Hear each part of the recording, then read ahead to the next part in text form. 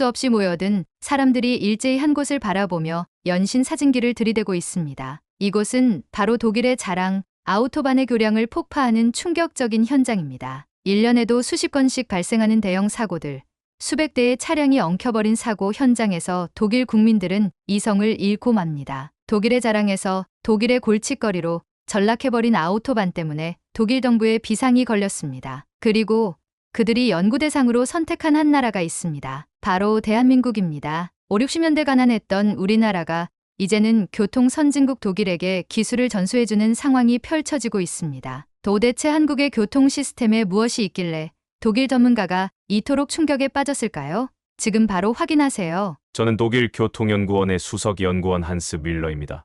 35년간 독일의 교통 시스템을 연구하며 아우토반을 세계 최고의 도로라 자부해왔습니다. 그러나 최근 독일에서도 아우토반의 문제점이 속속 드러나고 있다는 보고서가 쏟아지고 있습니다. 노후화된 도로, 잦은 유지보수, 환경 문제, 그리고 점점 심해지는 대형 교통사고까지. 이제 더 이상 아우토반이 세계 최고라고 확신할 수 없게 되었습니다. 그러던 중 한 가지 믿기 어려운 소식을 접했습니다. 한국의 고속도로 시스템이 세계적인 찬사를 받고 있다는 것이었습니다. 처음엔 고개를 갸웃했습니다. 독일이 쌓아온 교통 시스템의 역사가 얼마나 긴데 한국이 우리를 능가했다고요?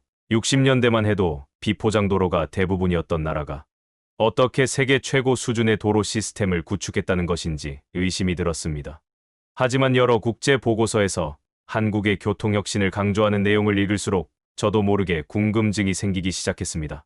국제도로연맹에서 발표한 2023년 세계도로 인프라 평가에서 한국이 독일을 제치고 3위에 올랐다는 소식, 그리고 세계경제포럼의 교통 인프라 효율성 부문에서 한국이 상위권에 진입했다는 보고서까지. 이런 평가들이 과연 사실일까요? 제 직업은 데이터를 기반으로 현실을 평가하는 것입니다.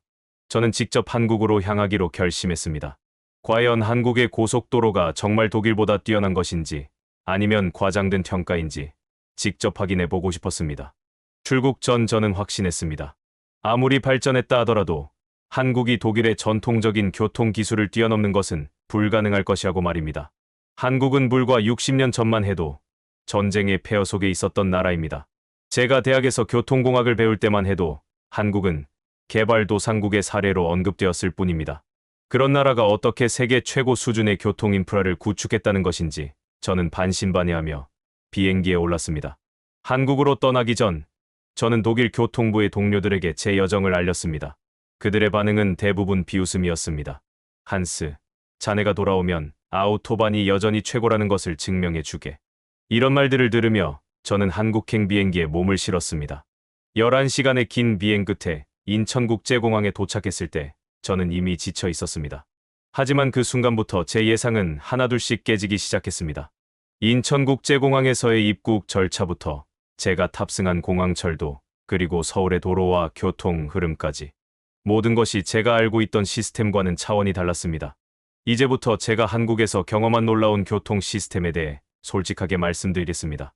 제가 35년간 쌓아온 교통 전문가로서의 지식과 경험을 바탕으로 한국의 교통 시스템이 어떻게 세계 최고 수준에 도달했는지, 그리고 왜 독일을 포함한 많은 선진국들이 한국의 시스템을 배우려 하는지 설명해 드리겠습니다.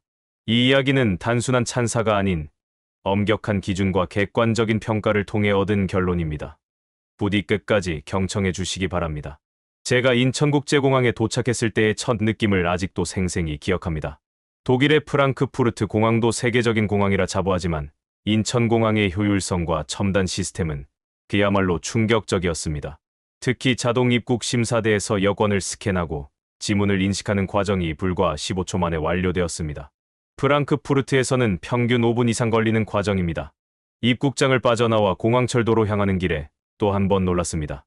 디지털 안내 시스템이 한국어뿐만 아니라 영어, 중국어, 일본어, 러시아어 등 다양한 언어로 정확한 정보를 제공하고 있었습니다.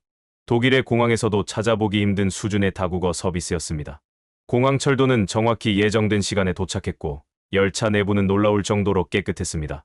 좌석 아래에는 USB 충전 포트가 있었고 열차 내 와이파이는 제 독일 스마트폰에서도 완벽하게 작동했습니다. 서울로 향하는 43분 동안 저는 열차가 한 번도 흔들리지 않고 정확한 속도로 달리는 것을 경험했습니다. 독일의 IC 고속열차도 이 정도의 안정감을 주지 못할 때가 있습니다. 서울역에 도착한 후 저를 맞이한 한국교통연구원의 김민호 박사는 한국의 교통 시스템을 직접 경험할 수 있도록 차량을 준비해 두었습니다. 그의 차는 부분 자율주행 기능이 탑재된 최신형 전기차였습니다.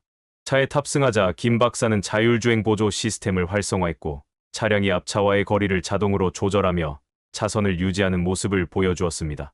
서울 도심을 지나며 저는 또 다른 혁신적인 시스템을 목격했습니다.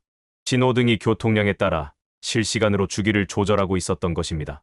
김 박사의 설명에 따르면 이것이 한국의 여러 도시에서 시범적으로 도입하고 있는 AI 기반 교통 신호 제어 시스템이라고 했습니다. 서울에서의 첫날을 마치고 다음 날 우리는 고속도로 여행을 시작했습니다. 서울을 빠져나가는 고속도로 입구에 도착했을 때 저는 놀라운 광경을 목격했습니다. 톨게이트 앞에서 차들이 속도를 거의 줄이지 않고 그대로 통과하는 모습이었습니다. 독일에서는 고속도로 톨게이트에서 정차의 돈을 내거나 이지 패스를 인식시켜야 하는데 여기서는 차들이 80km 정도의 속도로 그냥 지나갔습니다. 김 박사는 한국의 하이패스 시스템에 대해 설명해 주었습니다. 차량 안에 작은 단말기를 설치하면 무선으로 자동 결제가 이루어지는 시스템이었고 특히 놀라웠던 건 보급률이었습니다. 자동차 등록 대수의 96.5%가 하이패스를 사용하고 있다는 이야기에 저는 입이 떡 벌어졌습니다. 독일의 자동요금 징수 시스템 보급률은 고작 70% 수준에 불과합니다. 고속도로를 달리는 동안 도로 상태가 매우 양호하다는 점도 인상적이었습니다. 독일의 많은 고속도로는 노후화로 패인 곳이 많은데 한국의 고속도로는 아스팔트가 매끈했습니다. 김 박사는 한국의 교통관리 시스템에 대해 설명했습니다. 이 시스템은 교통 흐름을 실시간으로 모니터링하고 CCTV를 통해 도로 상태를 감시하며 필요한 유지보수 작업을 신속하게 진행할 수 있도록 한다고 했습니다.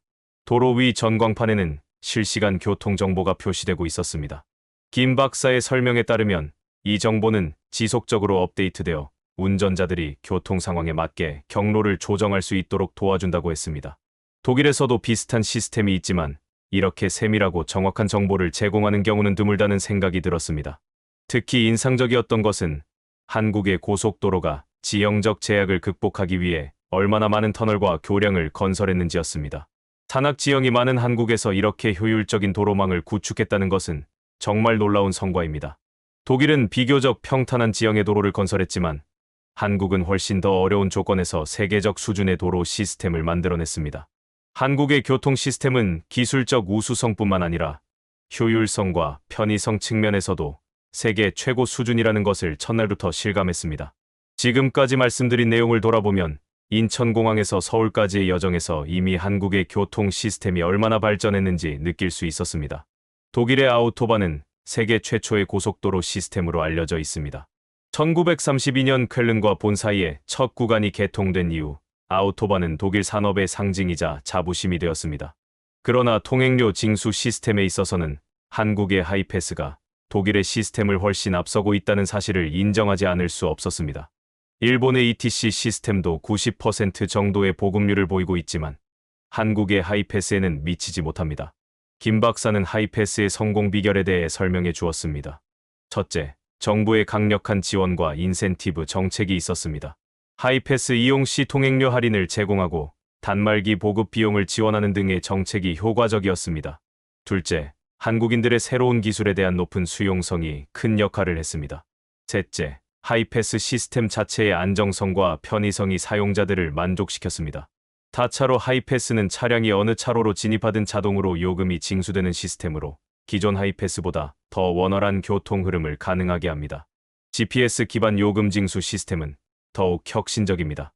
이 시스템은 톨게이트 자체가 필요 없이 차량의 GPS 정보를 기반으로 이동거리에 따라 자동으로 요금을 부과합니다. 이는 도로 인프라 비용을 크게 절감하고 교통 흐름을 극대화할 수 있는 미래 지향적 시스템입니다. 독일에서도 이와 유사한 시스템을 연구 중이지만 아직 실제 도입까지는 시간이 더 필요한 상황입니다. 한국의 하이패스 기술은 이미 세계 각국으로 수출되고 있습니다. 말레이시아, 인도네시아, 베트남 등 아시아 국가들은 물론 터키와 같은 유럽 국가들도 한국의 기술을 도입하고 있습니다. 심지어 미국의 일부 주에서도 한국의 하이패스 기술을 벤치마킹하여 자체 시스템을 개선하고 있다고 합니다. 한국의 고속도로를 달리면서 세계 어느 나라에서도 보지 못한 획기적인 시스템 하나를 추가로 발견했습니다. 그것은 바로 컬러 주행 유도선이라 부르는 놀라운 시스템입니다. 색깔 유도선 시스템이란 무엇일까요? 간략히 설명드리자면 도로의 차선과 가장자리에 다양한 색상의 특수 도료를 사용하여 운전자들에게 직관적인 정보를 제공하는 시스템입니다. 일반적인 흰색 차선과 달리 상황과 목적에 따라 파란색, 초록색, 빨간색, 노란색 등 다양한 색상을 사용하여 운전자들이 즉각적으로 도로 상황을 인식할 수 있도록 돕습니다. 처음 이 시스템을 접했을 때 저는 한동안 말을 잇지 못했습니다. 35년간 교통 시스템을 연구해온 전문가로서 이렇게 간결하면서도 효과적인 안전 시스템을 왜 독일을 포함한 다른 선진국들이 아직 도입하지 않았는지 의문이 들었습니다. 김 박사의 설명에 따르면 색깔 유도선 시스템은 2010년대 초반부터 한국에서 시범적으로 도입되기 시작했으며 현재는 전국의 주요 고속도로와 위험 구간에 광범위하게 적용되고 있다고 합니다. 이 시스템의 효과는 통계로도 명확하게 나타납니다. 색깔 유도선이 설치된 구간에서는 교통사고 발생률이 평균 32% 감소했으며 특히 야간과 악천 후 시 사고 감소율은 47%에 달한다고 합니다.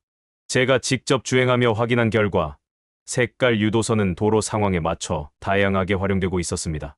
하이패스 차로는 파란색으로 표시되어 있어 멀리서도 쉽게 인식할 수 있었고 나들목이나 출구 차로는 초록색으로 구분되어 운전자들이 어느 방향으로 나가야 할지를 빠르게 파악할 수 있도록 돕고 있었습니다. 더욱 놀라운 점은 급 커브나 사고 위험 구간에서는 붉은색이나 노란색의 유도선이 적용되어 있어 운전자들이 본능적으로 속도를 줄이고 주의 깊게 운전할 수 있도록 유도하고 있다는 것이었습니다. 더욱 놀라운 것은 이 시스템의 비용 효율성입니다. 일반적인 도로 안전시설에 비해 설치 비용이 낮으면서도 효과는 매우 높다는 점에서 색깔 유도선 시스템은 최고의 투자 대비 수익률을 자랑하는 안전시설입니다. 이 시스템이 전 세계적으로 확산된다면 매년 수많은 생명을 구할 수 있을 것입니다.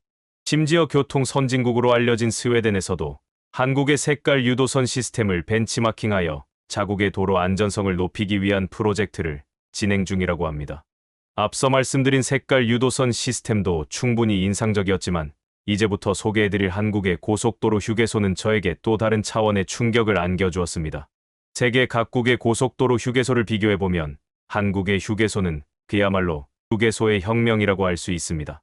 독일의 아우토반 휴게소도 유럽에서는 상당히 좋은 시설로 평가받고 있습니다. 그러나 한국의 고속도로 휴게소는 이런 기본적인 서비스를 넘어 마치 작은 쇼핑몰이나 테마파크와 같은 경험을 제공하고 있었습니다. 제가 처음 방문한 휴게소는 경부고속도로의 천안 휴게소였습니다. 주차장에 차를 세우고 내리자마자 저는 그 규모에 놀랐습니다. 넓은 주차장, 깔끔하게 정돈된 조경, 그리고 현대적인 건물 디자인까지. 이것이 정말 고속도로 휴게소인가 싶었습니다. 건물 안으로 들어서자 더 큰 놀라움이 기다리고 있었습니다. 다양한 음식점, 편의점, 카페, 지역 특산품 판매장, 심지어 약국과 의무실까지 갖추고 있었습니다. 독일의 휴게소에서는 상상도 할 수 없는 시설들이었습니다. 특히 한국 전통 음식을 제공하는 식당은 현지인뿐만 아니라 외국인 관광객들로도 붐비고 있었습니다. 화장실은 더욱 놀라웠습니다. 독일을 포함한 대부분의 국가에서 고속도로 휴게소 화장실은 종종 청결 상태가 좋지 않은데 한국의 휴게소 화장실은 마치 고급 호텔의 화장실처럼 깨끗하고 정돈되어 있었습니다. 자동 세정 시스템, 핸드드라이어, 심지어 화장실 내각 칸마다 비상 호출 버튼까지 설치되어 있었습니다. 제가 방문한 또 다른 휴게소에서는 더욱 놀라운 시설들을 발견했습니다. 수유실, 어린이 놀이터, 반려동물 놀이터, 전기차 충전소, 샤워실, 수면실, 심지어 헬스장까지 있었습니다. 이런 시설들은 장거리 운전자들의 피로를 줄이고 안전한 운전을 도모하기 위한 배려라고 할 수 있습니다. 각 휴게소에서는 해당 지역의 특산물을 판매하고 지역 음식을 제공함으로써 지역 농가와 중소기업을 지원하고 있었습니다. 김 박사는 자랑스럽게 말했습니다. 우리 한국의 휴게소는 이제 관광 명소가 되었습니다. 많은 외국인 관광객들이 일부러 한국의 고속도로 휴게소를 방문하기도 합니다. 휴게소를 이용하는 사람들의 모습도 인상적이었습니다. 쓰레기는 모두 분리수거함에 정확히 분류해서 버리고 식사 후에는 식판을 정해진 곳에 가져다 놓는 등 자발적으로 질서를 유지하고 있었습니다. 이런 모습은 독일의 휴게소에서도 상상하기 어려운 광경이었습니다. 한국도로공사의 데이터에 따르면 한국의 휴게소는 연간 약 4억 명이 이용하는 거대한 서비스 산업으로 성장했다고 합니다. 이는 한국인들의 서비스 정신과 혁신 의지가 만들어낸 결과물이며 이제는 세계가 한국의 휴게소 모델을 배우고 있습니다. 지금까지 말씀드린 한국의 첨단 교통 인프라와 시설들도 충분히 인상적이었지만 제가 한국에서 가장 깊은 감명을 받은 것은 바로 한국 사람들의 교통 문화와 시민 의식이었습니다. 아무리 좋은 시스템과 인프라가 있다 해도 그것을 사용하는 사람들의 의식과 문화가 뒷받침되지 않으면 그 효과는 제한적일 수밖에 없습니다. 한국의 교통 문화에서 가장 먼저 눈에 띈 것은 운전자들의 질서 의식이었습니다. 특히 고속도로에서 차선 변경 시 깜빡이를 사용하는 비율이 매우 높았고 과속이나 난폭 운전을 하는 차량을 거의 볼 수 없었습니다. 더욱 감동적이었던 것은 긴급 차량에 대한 양보 문화였습니다. 제가 김 박사와 함께 차량이 많은 도로를 지나가던 중이었습니다. 갑자기 뒤에서 구급차 사이렌 소리가 들렸습니다. 그런데 놀라운 일이 벌어졌습니다. 구급차가 접근하자 주변 차들이 일제히 길을 비켰습니다. 마치 계획된 것처럼 모든 차량이 질서 있게 구급차를 위한 길을 만들어줬습니다. 누가 시키지 않아도 모두가 긴급 차량을 위해 자신의 차를 비켜주는 모습이 참 인상적이었습니다. 또 다른 인상적인 측면은 보행자에 대한 배려였습니다. 횡단보도에서는 거의 모든 차량이 보행자를 위해 완전히 정지했으며 특히 노인이나 어린이가 길을 건널 때는 더욱 여유 있게 기다려주는 모습이 인상적이었습니다. 이는 약자를 배려하는 문화가 교통 환경에도 자연스럽게 스며들어 있음을 보여줍니다. 김 박사는 한국의 교통 문화가 이렇게 발전하게 된 배경에 대해 설명해 주었습니다. 우리나라는 1990년대까지만 해도 교통사고 사망률이 OECD 국가 중 최상위권이었습니다. 그러나 2000년대 들어 정부, 기업, 시민사회가 함께 노력한 결과 지금은 교통안전 선진국 반열에 올랐습니다. 실제로 한국의 교통사고 사망자 수는 2000년 이후 꾸준히 감소하여 현재는 OECD 평균에 근접한 수준까지 개선되었다고 합니다. 이는 첨단 교통 시스템 도입뿐만 아니라 시민들의 안전의식 향상이 큰 역할을 했다고 볼 수 있습니다. 한국의 교통 문화에서 또 하나 주목할 만한 점은 대중교통 이용 시 시민들의 질서 의식이었습니다. 지하철이나 버스에서는 노약자를 위한 좌석을 자발적으로 양보하는 문화가 정착되어 있었고 승하차 시에도 먼저 내리는 사람들을 배려하는 모습이 인상적이었습니다.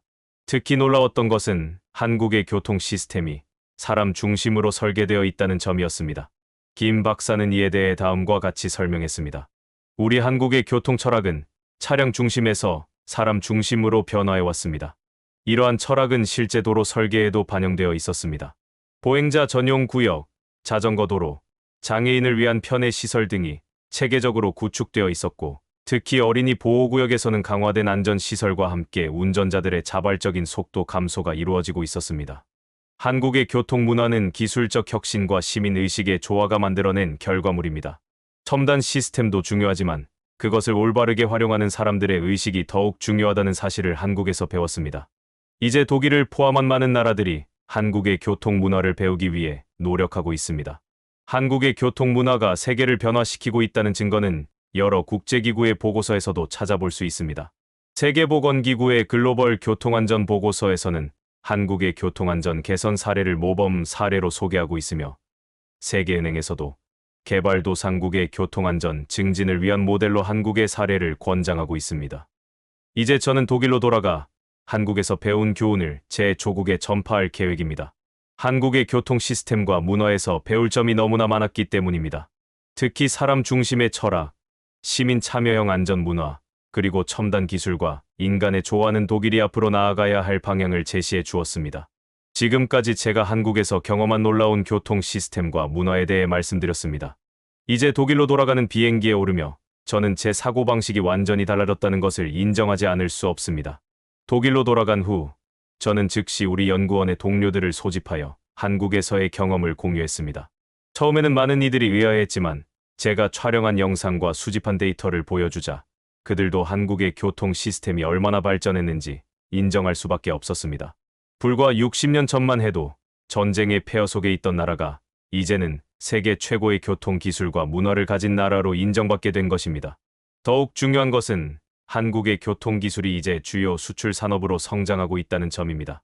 한국의 교통 시스템 기술 수출액은 지난 10년간 연평균 15%씩 증가하여 현재는 연간 50억 달러 이상의 규모로 성장했습니다.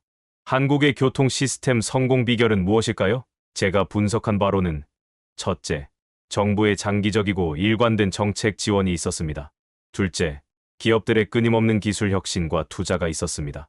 셋째, 시민들의 높은 참여와 질서 의식이 있었습니다. 이 세 가지 요소가 조화롭게 결합되어 오늘날의 세계 최고 수준 교통 시스템을 만들어낸 것입니다.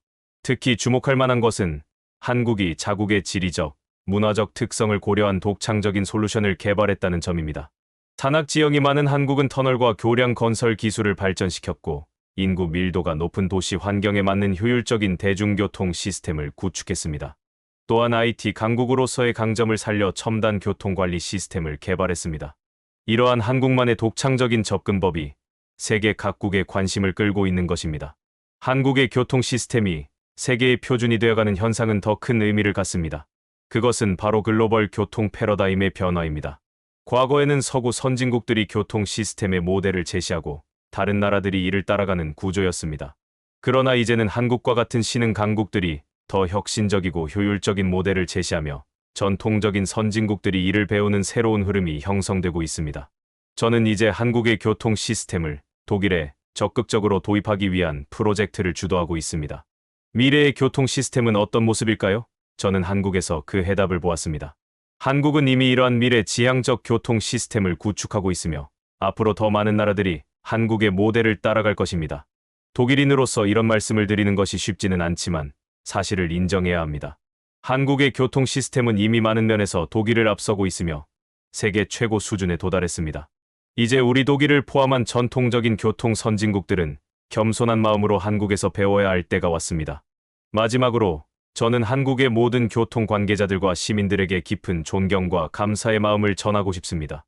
여러분이 만들어낸 세계 최고의 교통 시스템은 이제 전 세계인의 삶을 더 안전하고 편리하게 만드는 데 기여하고 있습니다. 한국의 교통혁명이 앞으로도 계속되어 더 많은 혁신과 발전을 이루기를 진심으로 기원합니다. 오늘 독일 교통 전문가의 놀라운 한국 방문기 어떠셨습니까? 우리가 매일 이용하는 고속도로와 휴게소가 세계 최고 수준이라는 사실, 이제 자부심을 가져도 좋을 것 같습니다. 허벌판에 비포장도로뿐이던 시절부터 오늘날 세계가 벤치마킹하는 교통 강국으로 우뚝 선 우리나라의 성장, 정말 자랑스럽지 않으신가요? 구독과 좋아요 꼭 부탁드립니다. 감사합니다.